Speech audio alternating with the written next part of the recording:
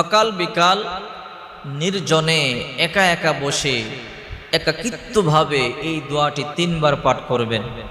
যদি আপনি 3 বার পাঠ করতে পারেন, আল্লাহ পাক রব্বুল আলামিন আপনার কপাল খুলে দিবে, ভাগ্যের পরিবর্তন হয়ে যাবে। অনেকেই বলে, হুজুর আমার ভাগ্য খারাপ, শুধু পিছু টান, কোনো কাজে সফল হতে পারি না।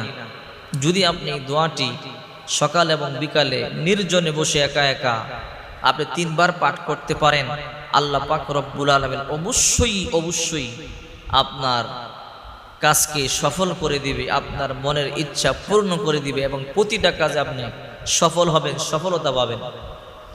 এই জন্য আল্লাহ পাক রব্বুল আলামিন বলেন, আমরা তো বলি এই গাড়ি আমার, বাড়ি আমার, এই সম্পদ আমার। আল্লাহ পাক রব্বুল আলামিন বলেন, ওয়ালিল্লাহি মিরাতুস সামাওয়াতি ওয়াল আরদ, আসমান জমিনের এখন ছত্রমালিক